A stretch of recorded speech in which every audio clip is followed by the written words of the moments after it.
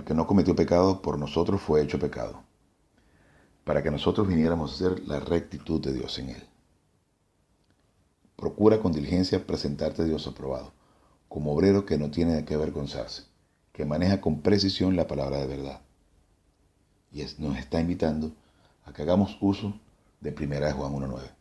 Si citamos nuestros pecados, Dios es fiel y justo para perdonar nuestros pecados y purificarnos de todo mal hacer. ¿Y por qué fiel y justo? Porque por su justicia vació todos los pecados de Cristo, de la humanidad en Cristo. Y fiel porque puede hacerlo 1.500.000 veces. Todas las veces que cita tu pecado, Dios está en la responsabilidad de perdonar ese pecado, porque fue vaciado en Cristo. La persona única del universo, el monogenes, el creador de los cielos y la tierra, estuvo en la cruz recibiendo todos los pecados. Y entonces podemos ver que desde el principio todo forma parte de un plan perfecto, donde Dios en su preconocimiento, en su omnisciencia, sabía perfectamente que nosotros como seres humanos íbamos a fallar y creó un plan perfecto para que la segunda persona de la Trinidad viniera a morir en la cruz. Entonces, unos breves instantes para presentarnos con las manos lavadas, sentarnos en la mesa a disfrutar del banquete. Si citamos nuestros pecados, Dios es fiel y justo para perdonar nuestros pecados y purificarnos de todo mal hacer. Unos instantes y comenzamos. Gracias, Dios Padre, por esta oportunidad y este maravilloso privilegio que nos das de poder exponernos al estudio de la palabra de Dios, a fin de que podamos entender lo maravilloso de tu increíble plan. Te pedimos que vengas a hacer claro este mensaje para nosotros. En el nombre de su Majestad Jesucristo. Amén. Bien, podemos Bereshit ba Elohim. Podemos ver Bereshit ba Elohim, que son las palabras hebreas que nos dicen en Génesis 1:1. Se está refiriendo a que creó Dios los cielos y la tierra. Pero estamos hablando que Elohim es un plural. Entonces, cuando se utiliza Elohim, se está hablando de las tres personas de la Trinidad. Cuando se utiliza Jehová, por lo general se está haciendo énfasis en una persona de la Trinidad. Casi siempre se refiere a Dios Hijo. Entonces hay que entender, para quienes niegan la Trinidad, que Cristo se encontraba en la fundación, en la creación del universo desde el principio. Y en Juan 1:1 nos dice, desde el principio era el verbo. Y es más, en el griego es más específico, dice en el principio, que no era en principio, y se está refiriendo a que no se está refiriendo a la creación del universo, sino está en la eternidad pasada. En el principio, que no era un principio, porque no existe tal cosa como el principio para Dios, era el verbo, y se está refiriendo al logos, a Cristo. En el principio era el logos, que es el logos, que es la manifestación visible de Dios. En principio era el verbo, y el verbo era Dios, y el verbo era con Dios. Está mencionando que Dios Padre y Dios Hijo estaban en cara a cara, como iguales, desde antes de la fundación del mundo. Entonces, Bereshit ba Elohim significa eso. Creó Dios los cielos y la tierra, pero se está utilizando el plural. Y aunque en la Biblia no se menciona el concepto de la Trinidad, podemos desglosarlo, podemos encontrarlo en diferentes manifestaciones y expresiones, en diferentes versículos. Por ejemplo, cuando se habla del bautismo de Cristo, está Cristo recibiendo el agua, el Espíritu Santo desciende como paloma y se escucha la voz de Dios Padre diciendo, este es mi Hijo muy amado en quien tengo complacencia. Entonces, la doctrina de la Trinidad es una doctrina revelada que viene a poder ser extraída de la misma esencia de Dios, del mismo estudio de la palabra de Dios. Entonces podemos verlo en 2 Corintios 13:14. Entonces, el concepto de la Trinidad es usado por primera vez por Tertuliano en el segundo siglo después de Cristo y confirmada en el año 325 por Arius Sabellius, en el 325 después de Cristo, fue confirmada en el Concilio de Nicea, a pesar de la oposición de Arius, de Sabellius o de Pablo de Samosata, que se oponían al concepto de Trinidad. Y cuando escuchas personas o incluso religiones que niegan la deidad de Cristo, estamos viendo entonces automáticamente una expresión satánica, porque están negando a Dios de alguna forma. Entonces dicen creer en Jehová, pero no crees en Cristo. O que es un enviado simplemente, o que es un mensajero, o que es un maestro. No, se trata de la segunda persona de la Trinidad, el mismo que vino a hacerse hombre, el mismo constructor del universo. Y nos dice Juan 1.12, en 1.14, perdón, Juan 1.14 nos menciona que las cosas por Él fueron creadas, para Él fueron creadas, por Él fueron creadas. Entonces se está refiriendo a Dios Hijo. Y es importante que entendamos que el constructor del universo es Cristo. Pero Dios Padre diseña el plan, Dios Hijo lo ejecuta y Dios Espíritu Santo lo comunica. Entonces, haciendo énfasis en lo que nos dice Scofield, en la Biblia Scofield, podemos ver que dice la palabra Señor, en hebreo Jehová, es, en su sentido primario, el nombre Señor o Jehová significa el que existe en sí mismo. Literalmente significa, como en Éxodo 3.14, el que es lo que Él es, y por lo tanto el eterno yo soy. Pero Yahvá, de donde se forma el nombre de Jehová o Yahvé, porque no se conocían las vocales, solamente estaban las consonantes, porque precisamente los hebreos no querían ni siquiera mencionarlo. Para no correr el riesgo de mencionarlo, porque su nombre no se podía nombrar a Dios en vano. Y ahí hay que tener cuidado de que nosotros no caigamos en el excesivo uso del nombre de Dios. Por eso hay gente que constantemente anda mencionando el nombre de Dios sin una razón de ser, y eso es delicado. Entonces los judíos no utilizaban las vocales precisamente para que no se corriera el riesgo de nombrarlo en vano. Entonces, por eso no se conoce exactamente si es Yahvé, Jehová o Yahweh, lo que sea. Entonces, tiene también la idea de llegar a ser, es decir, llegar a ser conocido, y señala así a una revelación continua y progresiva que Dios hace del significado del nombre Jehová. Él es el que existe en sí mismo y se revela a sí mismo. Este nombre representa una revelación más avanzada que la del nombre Dios. Él, Elá, Elohim, el cual sugiere ciertos atributos de la deidad, como poder, más bien de su ser esencial. Es a continuación de la creación de Adán que el nombre Jehová aparece por primera vez en las Escrituras. Este detalle es muy significativo. ¿Y por qué es significativo? Después de la creación de Adán es que se utiliza el nombre de Jehová. Cuando se utiliza Jehová, por lo general se está refiriendo a una persona de la Trinidad, no a los tres. En cambio, Elohim sí se refiere a los tres. Y ahora vamos a ver por qué es tan relevante el hecho de que se mencione uno. De hecho, por lo general es Jesucristo. Entonces, este detalle es significativo. Fue Dios Elohim quien dijo, hagamos, cuando está mencionando en este versículo, hagamos al hombre a nuestra imagen, en Génesis 1.26. Pero cuando el hombre, según se presenta en el segundo capítulo del Génesis, estaba para ocupar el lugar prominente en la escena y dominar la creación, Él es el Señor Dios, Jehová Elohim. Ahora, cuando se refiere en este caso al Señor Dios, Jehová Elohim, se está refiriendo a Dios Hijo, porque es Dios Hijo el que en el fresco de la tarde se le presentaba se le presentaba a Adán para enseñarle la palabra de Dios, para enseñarle la doctrina. Entonces, repito esta parte que es muy, muy interesante. Fue Dios Elohim quien dijo, hagamos al hombre a nuestra imagen, en Génesis 1.26, pero pero cuando el hombre, según se presenta en el segundo capítulo del Génesis, se utiliza la palabra Señor Dios, o sea, Jehová Elohim, quien actúa.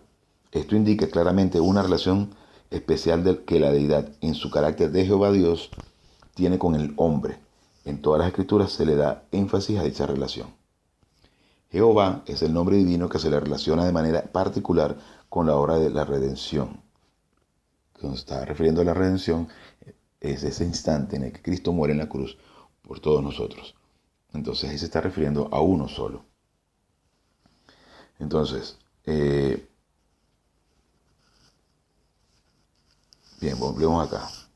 Cuando el pecado entró en el mundo y la redención se hizo necesaria, fue Jehová Elohim quien buscó a los que habían pecado. Y lo pueden ver en Génesis 3:9 al 13.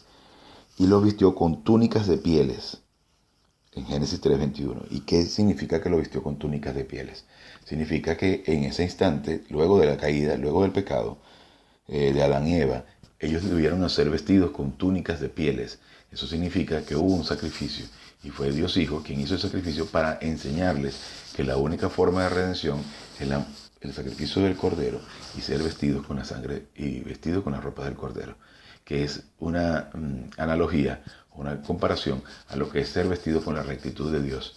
Cuando nosotros somos creyentes, cuando creemos en Cristo, en ese instante venimos a ser habitados por Dios Padre, Dios Hijo, Dios Espíritu Santo y venimos a recibir la rectitud de Dios. Porque Dios ama la rectitud del individuo. No por el individuo en sí, sino porque viene a ser imputada en nosotros la rectitud de Cristo al momento de creer en su sacrificio maravilloso. Lo que es hermoso, lo que es un hermoso tipo de justicia que el Señor provee a base del sacrificio. Lo pueden ver en Romanos 3:21 y 22.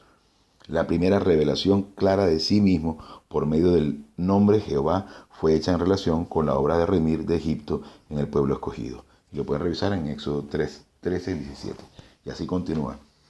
Por supuesto, les vuelvo a recordar, les recuerdo que es la Biblia anotada de Scofield, versión Reina Valera. Año, si no me equivoco, 65. Bien, entonces, la doctrina de Trinidad también es mencionada o es, digamos, anotada, estudiada por el doctor Samuel Green, que hizo un estudio bastante interesante de lo que es esto, ¿no? En las Sagradas Escrituras aprendemos con respecto a Cristo que su nombre es Jehová, el Señor de los ejércitos, el Señor Dios, el Señor de la gloria, el Señor de todos. Él es el verdadero Dios, el gran Dios y Dios sobre todas las cosas, el primero y el último, el yo soy, o ser de propia existencia. Vemos que todos los atributos y perfecciones incomunicables de Jehová corresponden a Cristo. Él es eterno, inmutable, omnipotente, omnipresente, omnisciente, etc., como hemos hablado en las clases anteriores. Vemos que las obras que solo pueden ser hechas por Jehová las hace Cristo. Él creó todos los mundos, sostiene todas las cosas con la palabra de su poder. Gobierna todo el universo y provee lo necesario para toda la creación. La fuerza de su voz llamará a millones de personas de entre los muertos en el día de la resurrección. Él las juzgará a todas en el gran día, aunque la compañía que habrá de estar ante su augusto tribunal será innumerable, como la arena que está en la orilla del mar. Sin embargo, Él recordará perfectamente todas las acciones de ellos, sus palabras y sus pensamientos, desde el nacimiento de la creación hasta el fin de los tiempos. Esto es demasiado para el hombre, pero es muy fácil para Cristo. Entonces, hay incluso sectas, religiones o personas que piensan que Cristo vino a ser Dios a partir del momento de la encarnación. No puede ser tal cosa cuando vemos que desde el Antiguo Testamento se menciona a Cristo. De hecho, se menciona de varias formas. Lo que pasa es que, claro, hay cristofanías y cristologías y cristofanías, que son manifestaciones de Cristo en el Antiguo Testamento, que nosotros no vemos a simple vista. Por eso es que estudiar es tan importante, meterse poco a poco. Cristo se manifiesta, por ejemplo, en la columna de fuego y en la nube que guía al pueblo de Israel durante los 40 años en el desierto. Cristo, que es la manifestación visible de Dios, se manifiesta en Peniel cuando pelea con Jacob, perdón. Cuando pelea con Jacob y Jacob le dice, no te dejaré ir hasta que me bendigas, que está peleando con el ángel de Jehová. Y el ángel de Jehová es Cristo. Y entonces Cristo le golpea con la vara en la cadera y le descoyunta la cadera. Y entonces dice, has peleado con Dios y has ganado. Has luchado con Dios y los hombres y has ganado. Por lo cual, desde ahora te llamarás Israel, que significa lucha con Dios o Dios lucha. Es decir, la manifestación visible de Dios estuvo allí y la única manifestación visible de Dios es Cristo. Luego también se le presenta a Manoa para anunciarles que van a tener un hijo, que es Sansón, y luego al retirarse Manoah le dice a su esposa, moriremos, porque nadie ve a Dios y vive. Se está refiriendo a Dios Hijo. Entonces debemos entender lo increíblemente grande que es la obra de Cristo en la cruz. La primera vez que yo entendí que Cristo, Dios mismo, se había hecho hombre para morir en la cruz, me pareció algo infinitamente grande. Estuve con la boca abierta y todavía me mantengo sorprendido de que una obra tan maravillosa y tan grande haya sido hecha por nosotros. Entonces, como mínimo, debemos estar expuestos a conocer la palabra de Dios. Claro, a veces las distracciones nos ganan.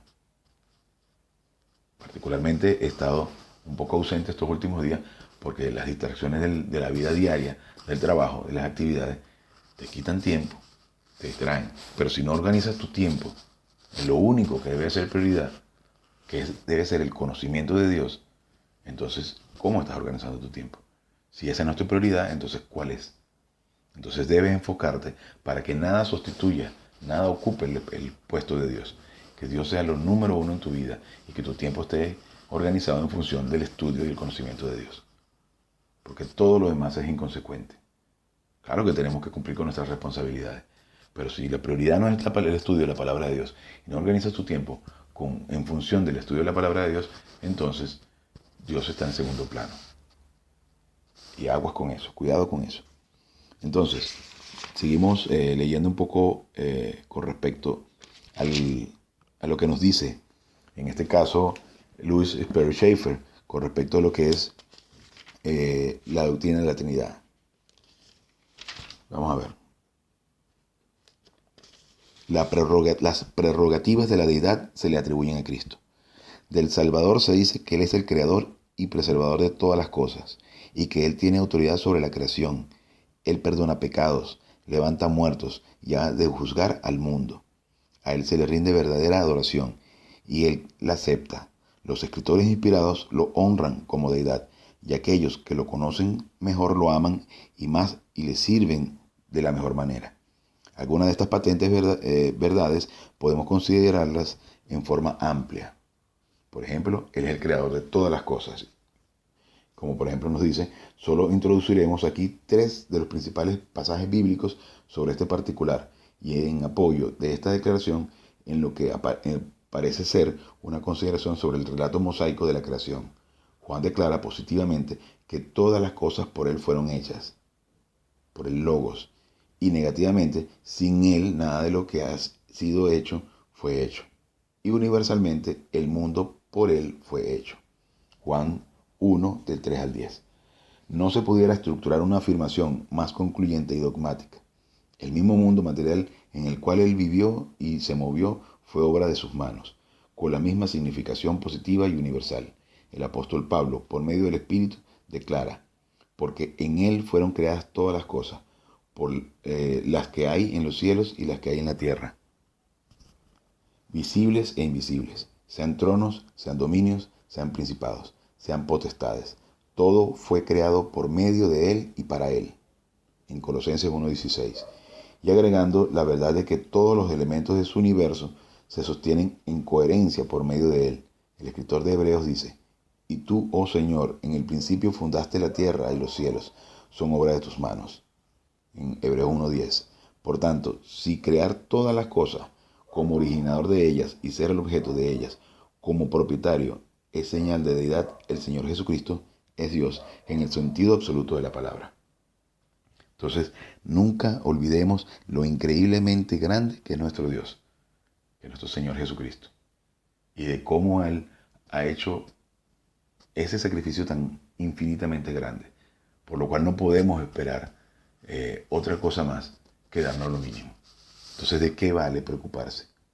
Si ha hecho todo lo más grande por nosotros, hacerse hombre, imagínense, hacerse la asquerosidad de recibir todos los pecados del género humano, para morir por nosotros, o sea, para pagar nuestros pecados, para poder nosotros ser salvos. ¿Qué hacemos entonces preocupándonos? ¿Qué hacemos nosotros teniendo temor de perder la salvación? No hay manera de perder la salvación. Entonces eso nos da una tranquilidad, una autoestima espiritual de saber lo que valemos para Dios, no por lo que somos nosotros, sino por lo que Cristo hizo en la cruz. Y eso nos brinda la oportunidad de saber que tenemos sentido personal de destino. Recuerden los 10 solucionadores. Citar su pecado, por lo cual estamos llenos del Espíritu Santo, estamos orientados a la doctrina, al estudio y al conocimiento de la palabra de Dios. Orientación a la gracia, entendemos que todo es un regalo. Ocupación con la persona de Jesucristo es el punto máximo, y es por eso que debemos concentrarnos en el estudio de la palabra de Dios.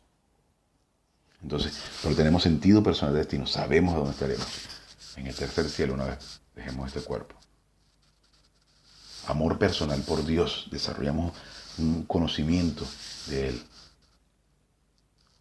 de conocer quién es, y queremos conocerlo más. Tenemos hambre por conocer la palabra de Dios. Y luego, amor impersonal por el género humano. Miren qué difícil. Amar a alguien despreciable. Pero no significa ir a amarlo, abrazarlo, besarlo. Significa no tener pecados de actitud mental contra esa persona. Es un proceso, algo de todos los días. Nadie aquí es perfecto. Nadie aquí deja de cometer pecados. Todos cometemos pecados.